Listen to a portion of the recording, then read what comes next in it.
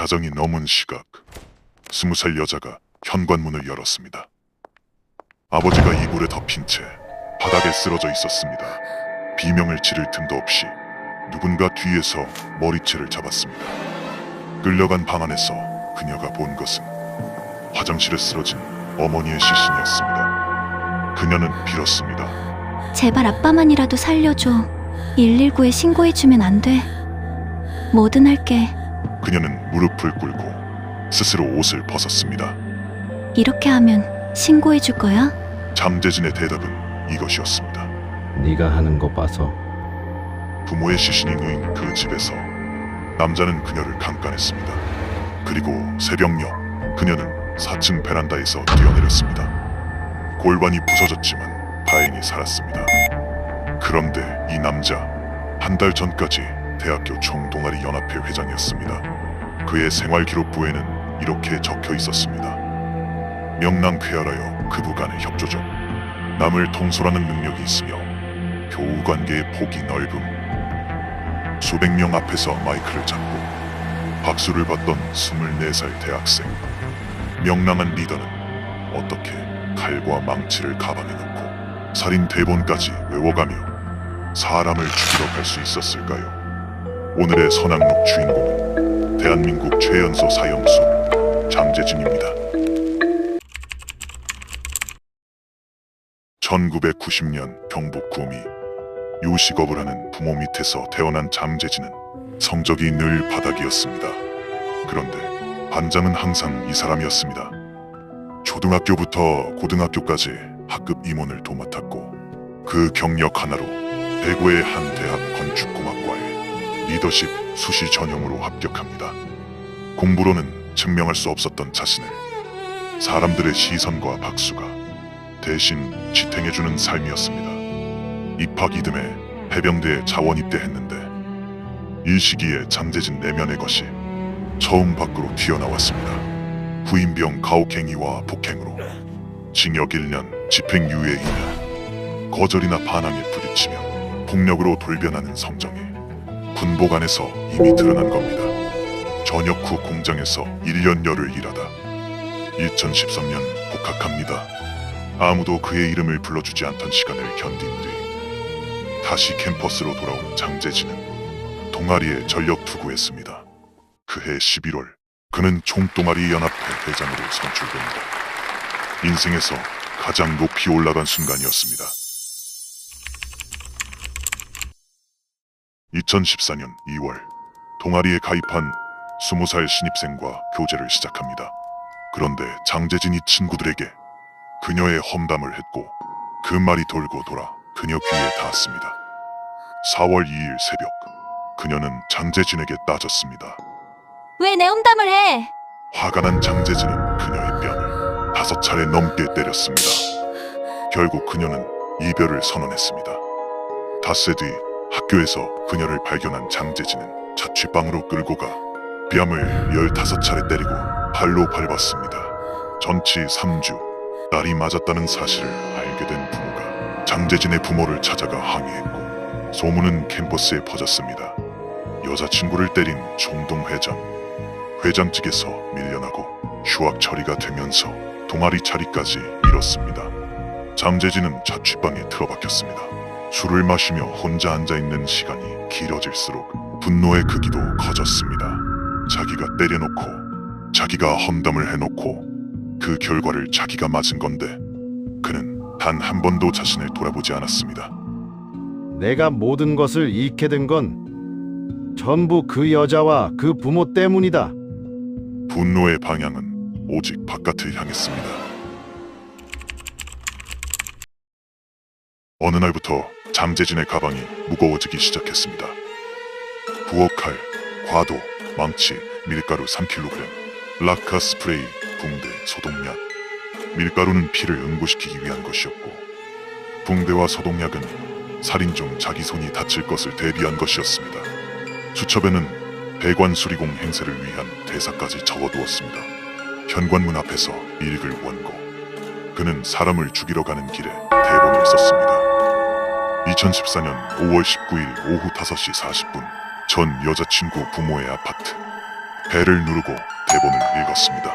안녕하세요. 배수관 점검차 방문했습니다. 문이 열렸고 화장실 점검하는 척 집안 구조를 파악했습니다. 거실에서 TV를 보는 아버지, 당뇨로 다리에 통깁스를 한 채 목발에 의지하는 상태였습니다. 부엌에서 저녁을 준비하는 어머니, 평범한 월요일 저녁이었습니다. 장재진은 50분 뒤 다시 찾아와 재점검을 핑계로 들어갔습니다. 어머니가 짜증을 냈습니다. 왜 우리 집만 2번씩 들어오세요?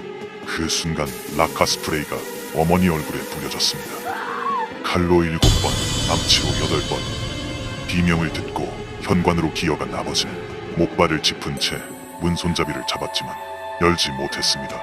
뒤에서 내려친 망치가 정수리를 깼습니다. 두 사람이 죽은 뒤 장재진은 냉장고에서 소주를 꺼내 마시고 TV를 켰습니다. 그리고 어머니의 휴대전화로 전 여자친구에게 카카오톡을 보냈습니다. 엄마인 척 성년의 날 선물을 준비했으니 빨리 오라고. 그리하여 자정 넘어 도착한 그녀에게 벌어진 일. 그리고 새벽 4층 베란다에서의 추락. 그녀는 112일간 병원에 입원했습니다. 장재진은 아파트를 빠져나와 마트에 들러 술과 안주를 사고 자취방에서 잠들었습니다. 눈을 떴을 때 경찰차 안이었습니다. 후회하느냐는 질문에 그는 담담하게 답했습니다. 깨끗하게 무기징역으로 죗값을 받겠습니다. 사형은 장재진의 계산에 없었습니다. 1998년 이후 대한민국에서 사형은 한 번도 집행되지 않았고 국제사면위원회는 한국을 사실상 폐지국으로 분류했습니다. 어차피 죽지는 않는다. 그 확신 위에서 그는 반성문을 한 장도 쓰지 않았습니다. 2014년 9월 18일 선고 공판. 방청석에 가족도 변호인도 없었습니다. 재판부가 입을 열었습니다. 본 재판부는 피고인의 내면에 크나큰 악성이 있다고 판단, 교화의 가능성이 전혀 없음을 이유로 피고인에게 사형을 선고한다. 교화 가능성을 완전히 일축하는 문장이었습니다. 그러자 사람이 바뀌었습니다. 항소심이 진행된 넉 달 동안 반성문 67통이 재판부에 쏟아졌습니다.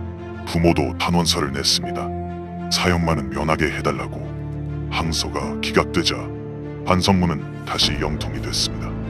2015년 8월 대법원이 사형을 확정했습니다. 사형이 확정된 지 10년이 넘었습니다. 장재진은 대구 교도소에서 살아있습니다.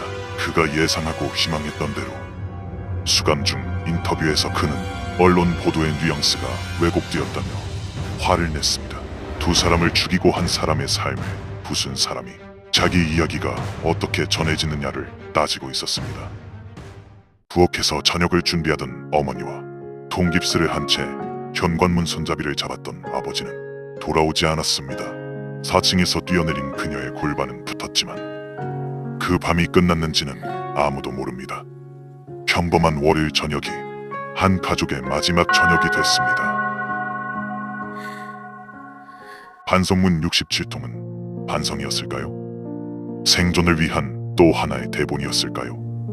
사형 선고 전에는 영통, 선고 후 67통, 기각 후 다시 영통. 반성의 양이 공포에 정확히 비례했습니다. 그 67통 속의 진심은 한 줄이라도 있었을까요? 아니면 배관 수리공 멘트처럼 문을 열기 위해 쓴 각본이었을까요? 판단은 여러분의 몫입니다. 그 아파트에는 지금도 누군가가 살고 있습니다. 저녁이면 현관벨이 울리고 누군가 문을 열겠죠. 벨을 누른 사람이 누구인지 문을 열기 전에는 알 수 없습니다. 2014년 5월 19일 그 집의 벨도 똑같이 울렸습니다. 문 앞에 선 사람은 수리공이 아니라 수첩에 대사를 적어온 살인자였습니다. 평범한 저녁은 그렇게 아무런 예고 없이 끝났습니다.